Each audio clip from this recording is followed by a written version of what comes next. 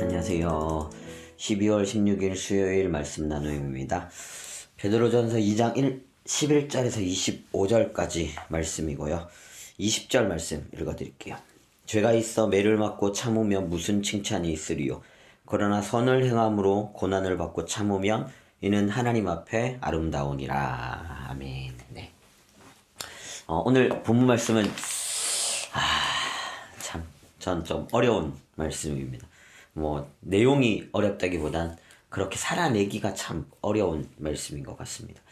오늘 베드로가 이야기하는 말씀의 핵심을 꼽으라면 저는 그건 것 같습니다. 방금 읽었던 말씀 앞에 하나님 앞에 아름다우니라.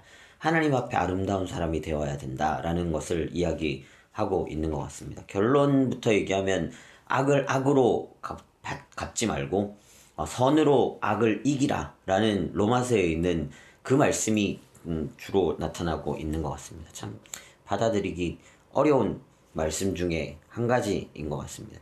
그런데 제가 내용적인 부분이 아니라 추석에서 바둑기사인 이창호 씨가 이런 얘기를 했더라고요. 되게 공감이 많이 돼서 제가 소개해 드릴게요.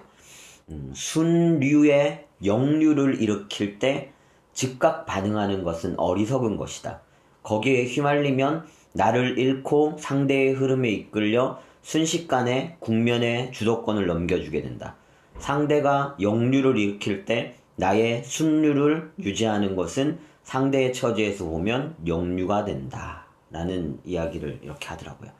결국에는 세상이 우리를 향하여서 악한 역류로 거꾸로 된 흐름으로 우리의 삶의 자리 가운데 들어올지라도 거기에 내가 상대의 흐름에 빠져드는 게 아니라 나는 그리스도인으로서 순류, 원래의 나의 흐름대로 나의 인생을 살아갈 때 그 인생, 그 세상에 바라볼 때는 오히려 이게 역류가 되어져서 그가 오히려 공경에 처하게 된다라는 이야기들을 이렇게 하고 있는 것 같아서 오늘 본문과 굉장히 매칭이 되는 것 같아서 잠깐 소개를 드렸고요.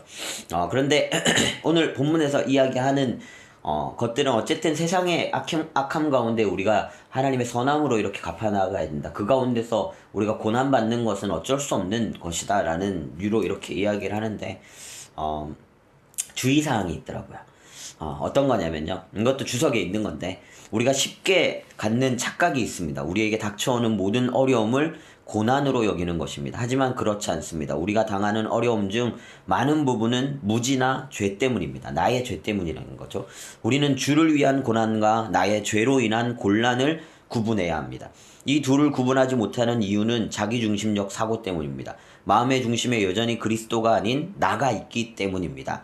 그래서 주를 위한 고난은 당연히 이것은 우리가 선으로 이렇게 악을 선으로 갚아 나아가야 되는 겁니다. 그런데 나로 인한 죄 때문에 내가 곤란을 겪고 있음에도 이건 선한 것이라고 얘기하면서 착각에 빠지지 말아야 한다는 것들을 이야기하는 거죠. 그러면서 이제 21절부터 쭉 나오는 게 이제 선을 행하면서 고난받는 정말 롤 모델과 같은 예수 그리스도에 대한 이야기들을 베드로가 쭉 이렇게 하고 있는 겁니다. 선을 행하면서 고난받는 것이 지극히 정상적인 성도의 고난이라면 우리는 나의 죄나 나의 무지 때문에 받게 되어지는 곤란함을 또한 이 고난 가운데 동일시 여기면서 내가 의롭다 이런 식으로 받아들여서는 절대 안 된다라는 것을 의미하는 것 같고요. 선을 행하면서 고난받으신 예수 그리스도의 본을 받아 우리 또한 그렇게 세상 가운데 선으로 악을 이겨나가는 그리스도인의 모습을 따라가야 된다라는 이야기들을 하고 있는 것 같습니다.